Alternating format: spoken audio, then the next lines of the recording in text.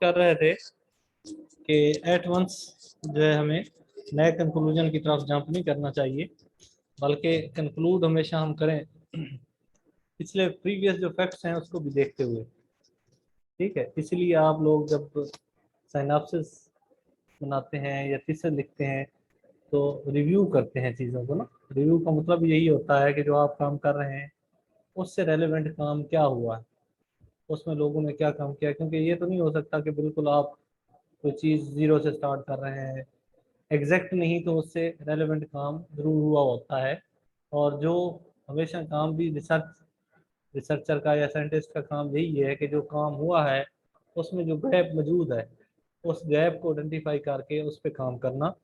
तो यही साइंस का एक प्रोसेस है जो चल रहा है और चलता रहेगा कि साइंटिस्ट आते हैं, काम करते हैं, दूसरा साइंटिस्ट देखता है उनके काम को, फिर देखता है कि गैप कहाँ पे है। ठीक है, तो गैप ये भी हो सकता है कि कहीं यूएसए में कोई काम हुआ है लेकिन पाकिस्तान में वो नहीं हुआ, तो हमारी कंडीशन उससे डिफरेंट है, हमारी सॉइल डिफरेंट है, हमारी जो है इवन वैराइटीज डिफरेंट होंगी। तो वो वाला काम यहाँ पे अगर आप करते हैं तो वो कोई कॉपी नहीं होगा, बल्कि अगर अपनी कंडीशंस में अपने क्लाइमेट में आप करते हैं तो आप अपनी एक जो है यहाँ की फार्मर कम्युनिटी को सपोर्ट करने के लिए भी चीज़ें टेस्ट कर रहे हैं। या कुछ ऐसे काम हैं जो इवन पाकिस्तान में हो चुके हैं लेकिन उसमें कुछ गैप आपको लगता है मौजूद है कि ये चीज़ भी इसके साथ लिंक कर रही है, इसको एक्सप्लोर करना चाहिए, तो वो भी आप करते हैं। लेकिन जब आप रिजल्ट्स आपके आते हैं तो जो फैक्ट्स एंड फिगर्स ऑलरेडी लोग काम कर चुके हैं रेलेवेंट, उनको के साथ रिलेट करके आप हमेशा कंक्लूड करते हैं और किसी नए कंक्लूजन पे एट वंस जंप नहीं करते जब तक आप रिसर्चर्स के साथ, सुपरवाइजर के साथ, कोलीग्स के साथ डिस्कस ना कर लें। ठीक है, और ये भी देखना पड़ता है कि एडिशनल कास्ट को इंट्रोड्यूस हुई है कि आप कोई चीज़ रिकमेंडेशन दे रहे हैं, कंक्लूजन दे रहे हैं, क्या उसके साथ कोई एडिशनल कास्ट भी इन्वॉल्व होगी, और वो होगी तो वो भी ज़रूर आपने मेंशन करनी है। से फॉर एग्जांपल आप कहते हैं कि जो है माइक्रो न्यूट्रिएंट सप्लाई करने से जो है कॉटन की पैदावार जो है वो बढ़ जाती है, लेकिन पैदावार तो बढ़ गई आपने कहा जी 10%, लेकिन ये मेंशन करना बहुत ज़रूरी है कि एडिशनल कॉस्ट उसमें कितनी है। अगर पहले 40,000 पर एकड़ थी तो माइक्रो न्यूट्रिएंट्स की कॉस्ट डाल के टोटल कितनी होगी जिसकी बेस पे आपकी 10% यील्ड जो है वो इंक्रीज हुई है, ताकि ट्रू पिक्चर जो है वो आगे लोगों के पास जाए और वो उसी हिसाब से अपना डिसीजन कर सकें कि क्या उनको इकोनॉमिकल है या नहीं है।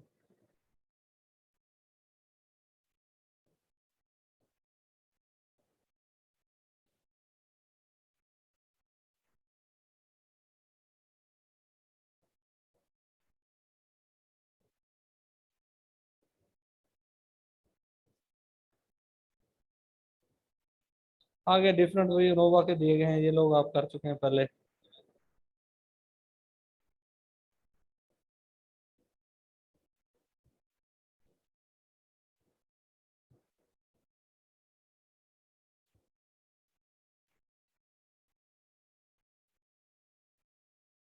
नेक्स्ट,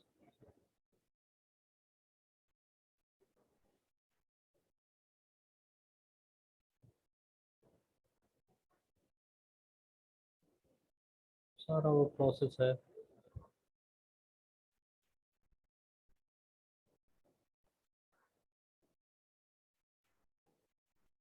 आगे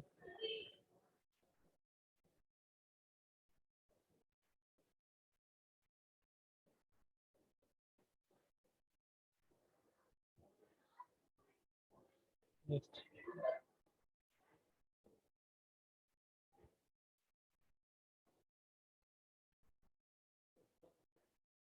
अब तो आप लोगों के लिए बड़ा आसान हो गया है कि मौजूद है आपके पास सॉफ्टवेयर। पहले लोग कैलकुलेटर्स पे जो है वो स्टार्ट करते होते थे, फिर कोई सॉफ्टवेयर आ गए डास बेस्ड, वो भी बड़े मुश्किल थे। अब तो जो है ना वो कंप्यूटर ऑपरेटेड और कंप्यूटर सपोर्टेड सॉफ्टवेयर हैं। आप जस्ट डाटा फीड करते हैं, एक क्लिक के साथ वो आपको रिजल्ट दे देता है। लेकिन बेसिक चीज़ें जो है वो आपको समझनी बहुत ज़रूरी है। डिज़ाइंस, लेआउट, सैम्पलिंग कैसे करनी है, क्या क्या प्रॉब्लम्स हो सकते हैं, डाटा प्रॉब्लम डाटा क्या है, अगर प्रॉब्लम आ गया उसकी नॉर्मलिटी कैसे चेक करनी है, ये बेसिक चीज़ें जो है इन पे आपको ग्रिप होनी चाहिए। और ख़ास तौर पे मैं रिपीट करता हूँ फिर अंडर ग्रेजुएट वाले स्टूडेंट्स को भी, आपको भी, कि जो लेआउट है एक्सपेरिमेंट्स की और या वैसे भी फील्ड की, बीइंग इकोनॉमिस्ट स्पेशली, आप लोगों को उस पर बड़ी ग्रिप होनी चाहिए। क्योंकि कई हमारे ग्रेजुएट जो है वो फील्ड में जाते हैं तो उनको लेआउट करनी ही नहीं आती। जो उनका मातहत होता है फील्ड असिस्टेंट, वो चूँकि एक्सपीरियंस होता है बाज़ का, वो लेआउट कर लेता है, लेकिन जो हमारा ग्रेजुएट है वो लेआउट नहीं कर पा रहा होता। उसमें बड़ा फिर डेफिनेटली एक शर्मिंदगी वाली बात भी होती है। इसलिए आप लोग जो है, आप लोगों को एक्सपर्टी इसमें होनी चाहिए कि लेआउट जो है वो कैसे करनी है, एक्सपेरिमेंट्स की भी, ओवरऑल वैसे फॉर्म की भी, क्योंकि फॉर्म की लेआउट भी बहुत ज़रूरी है आपके रिसोर्सेज की एफिशिएंट यूटिलाइजेशन के लिए। कि पाथ आपने कितना रखना है, मेन पाथ कितना रखना है, कहाँ होना चाहिए सेंट्रल पाथ, और सब पाथ कैसे होने चाहिए, मेन वाटर चैनल कितने होने चाहिए, सब वाटर चैनल कैसे होने चाहिए, बहुत ज़्यादा एक्सेसिव वाटर चैनल ना हो, ठीक है, और एक डायरेक्शन में वाटर चैनल हो, लेज़र लेवलिंग वगैरह फील्ड की हो, तो उस हिसाब से, ताकि रिसोर्सेज जो है उनकी एफिशिएंसी जो है वो इम्प्रूव हो सके। तो ये जो है अपना एक्सपेरिमेंट्स को समझने के लिए, एक्सपेरिमेंट्स प्रॉपर वे में हैंडल करने के लिए ये सब्जेक्ट जो है वो आपको सपोर्ट करेगा। तो कुछ टॉपिक अगर आप समझेंगे कोई इसके अलावा और रहता है तो मुझे इन्फॉर्म कर दीजिएगा, अगली क्लास में हम डिस्कस कर लेंगे। अदरवाइज बाकी हमारे हिसाब से चीज़ें ऑलमोस्ट जो है कंटेंट्स आपके कवर हैं। तो एक दो वीक में आपके जो है फाइनल एग्ज़ाम भी स्टार्ट हो जाएंगे। बाकी आप लोग आके ना मेरे ऑफिस में अपनी अटेंडेंस लगा दीजिएगा मिड एग्ज़ाम की। मिड एग्ज़ाम की अटेंडेंस, जिन्होंने मिड एग्ज़ाम दिया है वो भी बेशक क्लास के बाद जो है वो आ जाए, वो अपनी अटेंडेंस जो है वो लगा दें। अभी आज के टॉपिक से रेलेवेंट कोई क्वेश्चन आपका है तो वो आप कर सकते हैं। जी,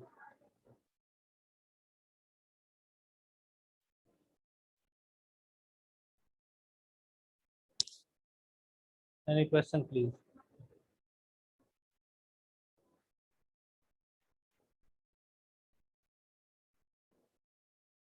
जब क्वेश्चन की बात आती है तो चुप ही हो जाते हैं आप लोग सारे हैं, क्यों भाई?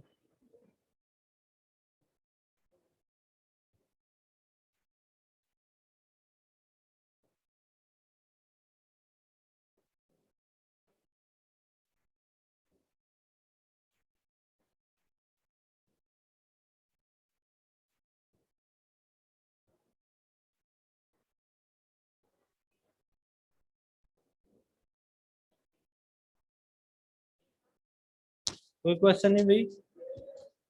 अब्दुल कदूस? नो सर, क्वेश्चन नहीं है सर। ठीक है, तो आपको की और शिकायतें सर, भी आ रही हैं, आप अपना काम शाम भी करो। जी सर, मैं सर के पास गया हूँ।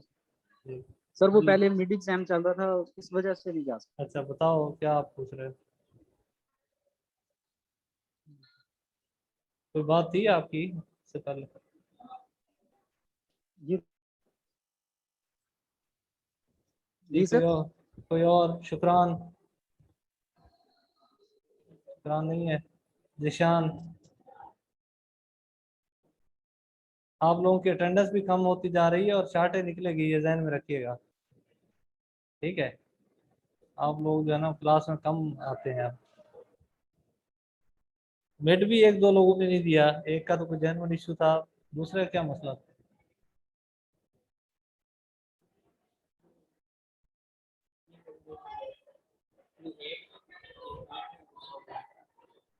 क्यों भाई, जुहेब है? जुहेब, जिशान और तीसरा उसामा बैठा है। उसामा देखे ना, जिनने मिड नहीं दिए वो आज भी नहीं है, वो अपनी सीरियसनेस देखने पे। अब्दुल लतीफ, आपका कोई क्वेश्चन है? सर क्वेश्चन है लेकिन इससे रिलेटेड नहीं है। जी जी पूछो, डिफरेंट जी क्वेश्चन। सर ये पीपीएससी में वाटर मैनेजमेंट की जो है ना टेस्ट है 1 अगस्त को अच्छा, संडे, उस हवाले से थोड़ा गाइड करना है। यूपीएससी में वाटर मैनेजमेंट के वाले से, water water management management officer. Officer, yes sir. अच्छा, उसमें कौन कौन से इसमें सब्जेक्ट उन्होंने मांगे हुए हैं? एग्रोनॉमी सर और 40% एग्रीकल्चर का होगा, 40% एग्रीकल्चर इंजीनियरिंग का और अच्छा, 20% जनरल नॉलेज। एग्रीकल्चर टोटल उनने एग्रीकल्चर सब्जेक्ट सारे वहाँ अप्लीकेंट हैं, BSc yes honours sir, agriculture, yes sir, और एग्रीकल्चर इंजीनियरिंग वाले भी हैं। Yes sir. एग्रीकल्चर इंजीनियरिंग में कम से कम आप जो बेसिक कोर्सेज हैं वो तो ज़रूर देखें ना, मतलब IND FMP जो आप पढ़ते हैं। बाकी आपका जो सिलेबस है वो उसको भी देखें जो आपका अंडर ग्रेजुएट का है। बाकी कुछ बुक्स भी हैं, general agriculture, basic agriculture, agriculture का तो आपको चीज़ें कवर कर जाएंगी, क्रॉप प्रोडक्शन की बुक है। लेकिन जो एग्रीकल्चर इंजीनियरिंग का है उसमें अपना ये 2-3 कोर्सेज हैं। बाकी स्पेसिफिक बुक के इस टाइम मेरे जहन में नहीं है एग्रीकल्चर इंजीनियरिंग के हवाले से, उनकी बेसिक हुई हो तो उसको कर सकते हैं। बाकी है टेस्ट ना, आपका इंटरव्यू तो नहीं है भाई? नहीं सर, टेस्ट ही है। बस तैयारी अच्छे से करें, फुल कॉन्फिडेंस के साथ जाएं, तैयारी करें। और किसी का कोई क्वेश्चन है आज के जो है ना लेक्चर के वाले से? अगर नहीं है तो फिर इसको वाइंड अप करते हैं, और आप लोग जो है वो आके अपनी अटेंडेंस वगैरह जो है वो लगा लें एग्जाम, अपना मिड एग्जाम की। ठीक है, और अपनी जो 1-2 क्लासेस रहती हैं उसमें अटेंडेंस इंश्योर करें, ये ना हो कि फिर आपकी शार्टेज निकल आए और आप दूसरा बने। ठीक, थैंक यू, अल्लाह हाफिज़।